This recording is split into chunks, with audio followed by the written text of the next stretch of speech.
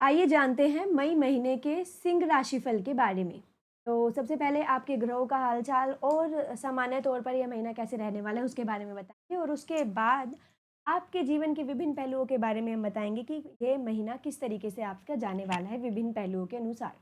तो चलिए बताते हैं जो मई का महीना है वो सामान्य तौर पर आपके लिए मिले-जुले और औसत या कुछ मामलों में औसत से थोड़े से कमज़ोर परिणाम लेकर आने लग रहा है क्योंकि इस महीने आपके लगन या राशि के स्वामी ग्रह सूर्य सामान्य तौर पर अच्छी स्थिति में रहेंगे, इसलिए परिणाम ज़्यादा कमज़ोर नहीं रहेंगे, लेकिन फिर भी अधिकांश ग्रहों का सपोर्ट इस महीने पूरी तरह से नहीं मिल रहा है। इस कारण से इस महीने कुछ उतार-चढ़ाव आपको देखने को मिल सकते हैं। सूर्य का गोचर महीने के पहले पक्ष में रहेगा लेकिन भाग्य भाव में रहेगा। ऐसे में आप एवरेज से थोड़े बेहतर परिणाम प्राप्त कर सकते हैं। वहीं महीने के दूसरे हिस्से में सूर्य का गोचर दशम भाव में काफ़ी अच्छे परिणाम देना और दिलाना चाहे। मंगल का गोचर नीच अवस्था में द्वादश भाव में रहेगा, ऐसे में मंगल से अनुकूल परिणाम नहीं है। बुध के गोचर इस महीने मिले-जुले परिणाम देते हुए प्रतीत। बृहस्पति का गोचर महीने के पहले दक्ष में कमजोर तो वहीं दूसरे पक्ष में अनुकूल परिणाम देते।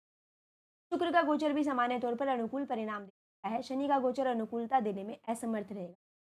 राहु केतु के गोचर भी अनुकूल परिणाम दे सकेंगे। इस तरह से इसमें आप कुछ कठिनाइयों का अनुभव लगन और निष्ठा के काम करेंगे, लेकिन आप औसत लेवल के या उससे कुछ तुलना करें तो महीने का दूसरा जो पक्ष है, वो पहले पक्ष की मुकाबले अच्छे परिणाम दे सकता है। पहला पक्ष तुलनात्मक रूप से कमज़ोर रह सकता है, इसलिए ओवरऑल मिलकर इस महीने को मिले-जुले परिणाम देने वाला हम। अब चलिए शुरुआत क्या करते हैं आपके कार्य क्षेत्र से। कार्य क्षेत्र यथार्थ करियर आपका कैसा रहने वाला है? तो आपके करियर स्थान का जो स्वामी है शुक्र महीने आपके अष्टम भाव में रहेंगे लेकिन उच्च अवस्था में रहेंगे। ऐसे में सामान्य तौर पर कठिन परिश्रम करने वाले लोग इस महीने काफ़ी अच्छे परिणाम प्राप्त कर सकते हैं। अपने कार्य को संपन्न करना या अपने टारगेट को अचीव करना आसान तो नहीं होगा, लेकिन निष्ठापूर्वक लगाकर अगर आप प्रयास करते रहेंगे तो ऐसी स्थिति में चमत्कारिक परिणाम भी आपको देखने को मिल सकते हैं। विशेषकर महीने के दूसरे हिस्से में जब सूर्य का गोचर भी आपके कर्म स्थान पर होगा, उस सब में परिणाम कुछ ऐसे मिलेंगे, उपलब्धियाँ कुछ ऐसी जो आपको सम्मान का भी भागी। व्यापार व्यवसाय के दृष्टिकोण से महीना सामान्य तौर पर कि एफर्ट्स थोड़े से एक्स्ट्रा डालने पड़ सकते हैं। हालाँकि व्यापार के कारक बुध का पूरा सपोर्ट नहीं मिलेगा, इसलिए कोई व्यापारिक रिस्क लेना उचित नहीं रहेगा। लेकिन अपने अनुभव के आधार पर अपने पुराने काम को बेहतर ढंग से करने की कोशिश करें। परिणाम सार्थक ही मिल पाएँगे।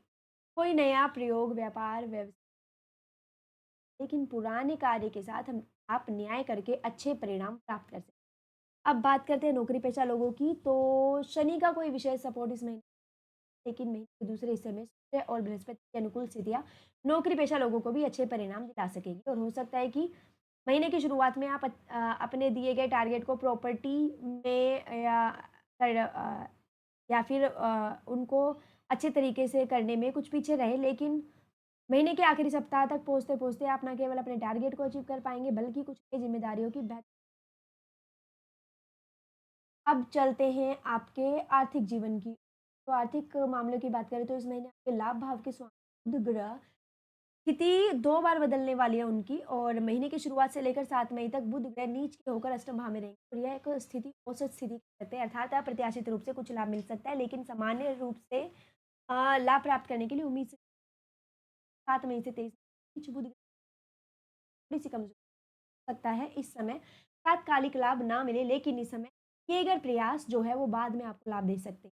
23 मई के बाद बुध ग्रह की स्थिति अनुकूल रहेगी जो पुनः आपके लाभ के ग्राफ को है, क्योंकि खुद आपको कुंडली में धन भाव के भी हैं, अतः बचत के मामले। अब चलिए आपके स्वास्थ्य के बारे में बात करेंगे। तो स्वास्थ्य के दृष्टिकोण से मई का महीना आपको औसत से बेहतर परिणाम देता हुआ प्रतीत हो रहा है। महीने के पहले हिस्से में आप लगन या राशि के स्वामी जो ग्रह हैं, सूर्य जो कि आरोग्यता के कारक ग्रह भी माने जाते हैं, उच्च अवस्था में रहेंगे, यानी नए सिरे से किसी मेजर हेल्थ इश्यू आपको नहीं आने देंगे। वही महीने के दूसरे हिस्से में सूर्य दशम भाव में रहेंगे। यह भी एक अनुकूल स्थिति है जो आपके स्वास्थ्य में अनुकूलता बनाए रखने का काम कर सकती है। सूर्य की यह स्थिति आपकी इम्यूनिटी को बूस्ट करने का काम कर सकती है। अर्थात सूर्य के गोचर से इस महीने पर्याप्त मात्रा में अनुकूलता मिलती हुई प्रतीत हो रही है, लेकिन राहु केतु और शनि के गोचर इस महीने आपके खान-पान और रहन-सहन को असंयमित करने का काम कर सकते हैं और महीने के पहले हिस्से में राहु केतु आपके खान बिगाड़ने का काम कर सकते हैं। वहीं महीने के दूसरे हिस्से में राहु केतु आपके रहन-सहन को बिगाड़ने का मंगल की नीच अवस्था भी नकारात्मक परिणाम दे सकते हैं, अर्थात इस महीने सब कुछ अनुकूल नहीं है, लेकिन सूर्य ग्रह की अनुकूलता और महीने के दूसरे हिस्से में बृहस्पति ग्रह की अनुकूलता किसी बड़ी परेशानी को आने से रोकेगी। कहने का तात्पर्य है कि इस महीने छोटी-मोटी स्वास्थ्य समस्याएँ आ सकती हैं, सावधानीपूर्वक निर्वाह करके आप उन्हें आने से रोक भी सकते हैं। यदि किसी कारण से कोई स्वास्थ्य समस्या आती भी है, तो उसकी रिकवरी जल्दी ही हो जानी चाहिए। तुलना करें तो महीने का दूसरा हिस्सा स्वास्थ्य के दृष्टिकोण से अपेक्षाकृत ज़्यादा अच्छा कहा जाएगा। अब चलिए आपके प्रेम वैवाहिक जीवन के बारे में। तो मई के महीने के लिए यदि आपके प्रेम संबंध की बात की जाए तो इस महीने आपके पंच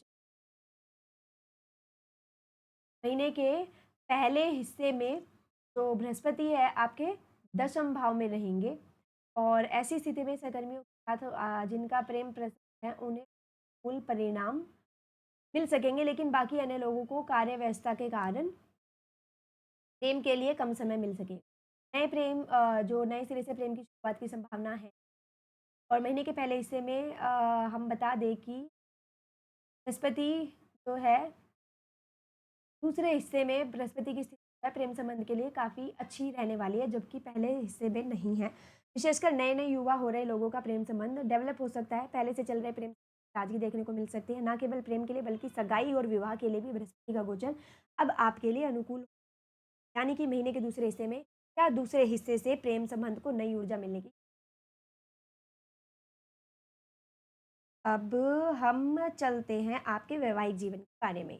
तो वैवाहिक जीवन यानी कि दाम्पत्य सुख की बात करें तो इस मामले में इस महीने आपको औसत परिणाम मिलते हुए प्रतीत होते हैं। हालाँकि शनि ग्रह की स्थिति में कोई विशेष सुधार नहीं आ रहा है, लेकिन बृहस्पति ग्रह की नवम दृष्टि का प्रभाव महीने के दूसरे हिस्से से आपके सप्तम भाव में शुरू होगा, जो आपके दाम्पत्य जीवन में अनुकूलता देने का काम करेगा। यानी कि महीने के पहले हिस्से में दाम्पत्य संबंधी सावधानीपूर्वक निर्वाह करने की आवश्यकता है। लेकिन महीने के दूसरे हिस्से में आपका वैवाहिक जीवन तुलनात्मक रूप से ज़्यादा सुखमय। अब चलिए पारिवारिक जीवन के बारे में बात करेंगे। तो पारिवारिक मामलों पर आपको महीने की शुरुआत में राहु, केतु, शनि जैसे ग्रह का प्रभाव है जो पारिवारिक हारने का कारण। परिजन एक दूसरे पर डाउट कर सकते हैं या पीठ पीछे, लेकिन महीने के दूसरे हिस्से में औसत परिणाम आपको कहीं देखिए परिणाम जो है वो थोड़े-थोड़े सकारात्मक होने, हालाँकि शनि चुभने वाले शब्द से संबंधित करना। इसके अलावा हम बताएँ यदि उचित ना लगे तो बेवजह बात ना करें। अर्थ कम बात करें, लेकिन जब बात करें तो